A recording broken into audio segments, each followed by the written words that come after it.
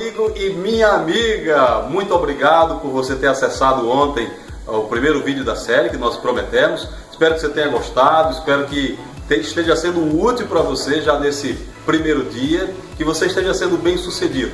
Deixa eu insistir com a história da lista. Não existe vendedor profissional bem sucedido se não entender que prospecção, ou seja, lista de clientes, deve ser alguma coisa permanente. Se você não quer passar a sua vida engrossando a sua lista de contatos, deixa eu te dar uma notícia ruim.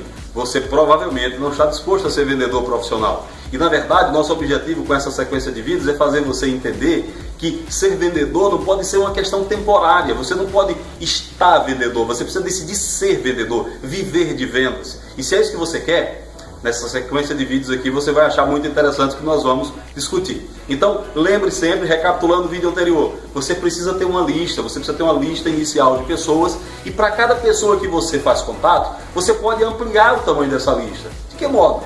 Fez a venda, fez a abordagem, o cliente ficou feliz, satisfeito com você, pede aí 3 indicações. Pede 3 indicações. Aliás, deixa eu te fazer uma pergunta.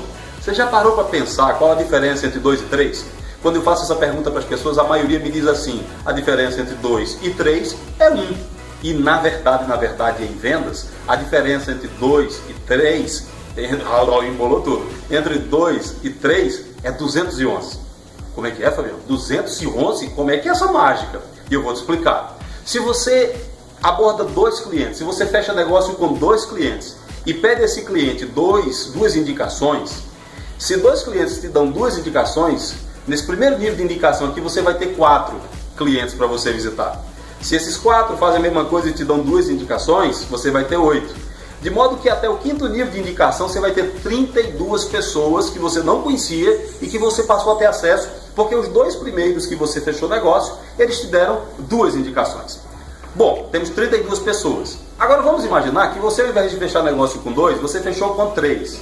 Esses 3 clientes satisfeitos, eles podem te render agora mais 3 indicações. Então, ao invés de você fazer o esforço de pedir 2 indicações, você pede 3 indicações.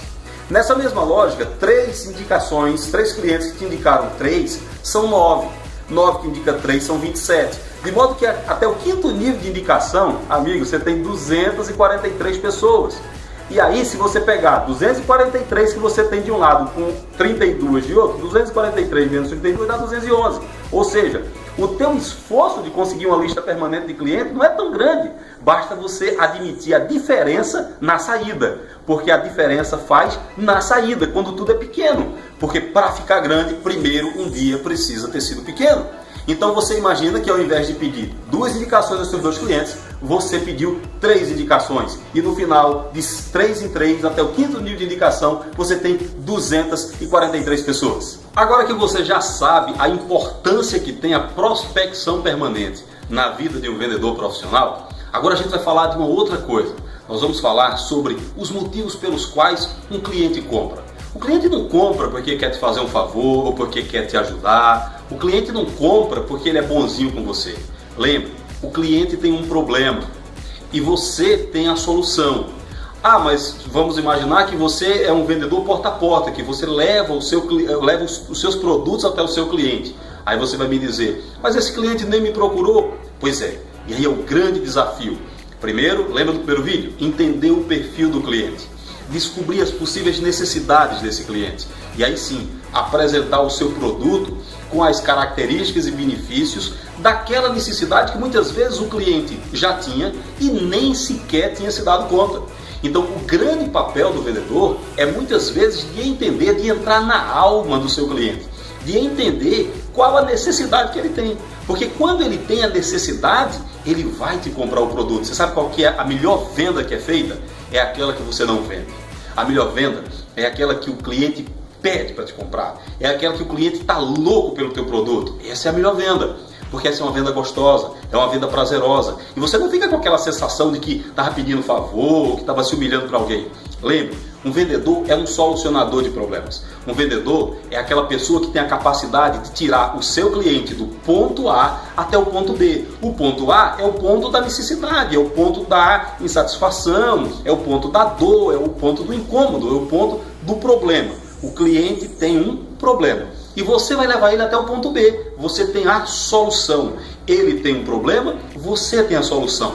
Só que para isso você precisa entender. Por exemplo, clientes compram por algumas necessidades específicas. Alguns compram porque querem evitar um problema. Alguns compram porque querem solucionar um problema. Alguns compram por status. Alguns usam a camisa de marca porque querem aparecer, porque querem mostrar, querem fazer parte de uma roda social.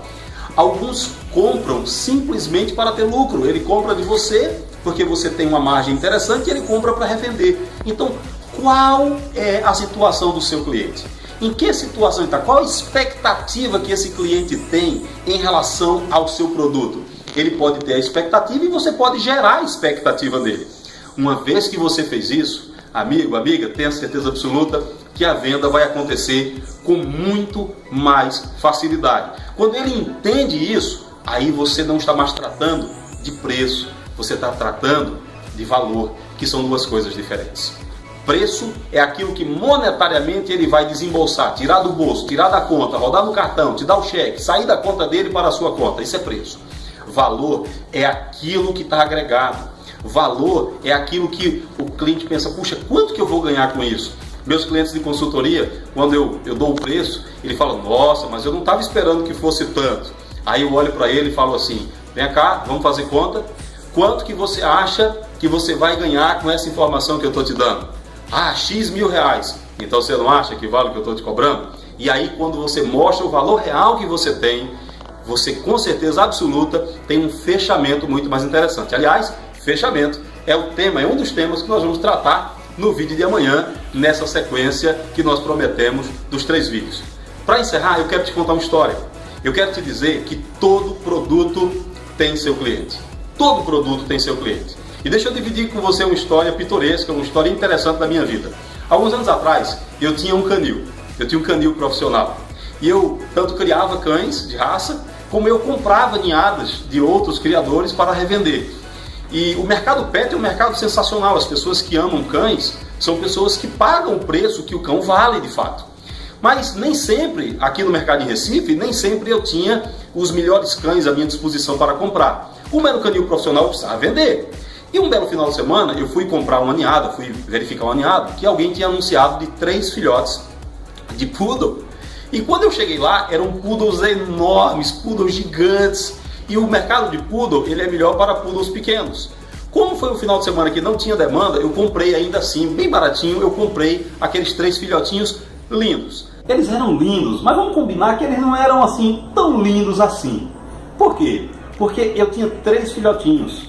Um era champanhe, muito bonitinho. O outro era champanhe com as pintinhas pretas. E o outro era muito malhado, parecia uma zebra.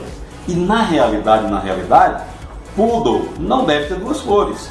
Depois que eu comprei esses 3 filhotes, me aparece uma outra ninhada, assim, que eu não estava esperando, de 5 filhotinhos, esses sim. Lindos, espetaculares, os pelinhos enroladinhos, pareciam uns anjinhos, umas coisas espetaculares. E aí o que aconteceu? Eu então tinha um final de semana com 8 filhotes. Eu vendi em média 10, 12, 15 filhotes por final de semana. Nesse final de semana foi péssimo, o telefone tocou pouco, foi horrível o movimento. Quando eu cheguei no canil, uma das pessoas que trabalhava comigo falou assim, nossa, para que você comprou esses cães? Eles são feios, ninguém vai comprar esses cachorros não, olha que cachorro feio. E na verdade ele não era feio, ele apenas era um pouquinho, digamos, fora do padrão. E esse final de semana me deu uma grande lição, porque embora eu não tenha vendido durante o domingo um único filhote, no final do domingo, por volta das 7, 7 e meia da noite, o telefone toca e do outro lado me atende uma pessoa com uma voz delicada, perguntando se eu ainda tinha filhotes para vender. E eu falei que tinha. E ela falou, é que eu tenho uma tia que mora lá em não sei aonde, disse um outro lugar, e ela é muito carente, eu queria muito dar um cãozinho para ela. E aí eu recebi ela às 8 e meia da noite, 8 e meia da noite de um domingo, porque vendedor não tem nem dia nem hora, o vendedor precisa vender. E eu recebi ela às 8 e meia da noite. Quando ela chegou, eu mandei o pessoal esconder os cãezinhos mais fora de padrão, mais esquisitos, o chupa-cabra. Mandei esconder eles lá na última baia do canil. E mostrei os cãezinhos lindos, aqueles anjinhos, mandei pentear, botar talquinho, botar enfeitado, botar um lacinho na cabeça, coisa linda. Na minha cabeça, no meu padrão, aquela senhora, aquela madame, aquela mulher carente ia comprar aquele cãozinho. E ela pegava os filhotinhos que eu julgava lindo, ela olhava, amolegava, cheirava e fazia, bonitinho. Sabe aquela cara de como quem está vendo cocô?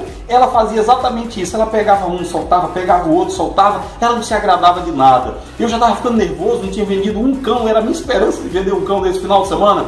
E de repente, ela chega e diz assim: você tem mais? E vai se direcionando para onde estavam escondidos os outros filhotinhos. Aquele chupa-cabra querido. E aí eu disse: não, tem, mas nem é meu, é de um amigo meu que está aí. E ela, quando olhou para aquele cachorrinho fora do padrão, ela mudou o semblante, pegou o cachorro e disse: meu Deus, que coisa linda, meu Deus, minha sobrinha, eu gostei desse, eu gostei desse, eu gostei desse.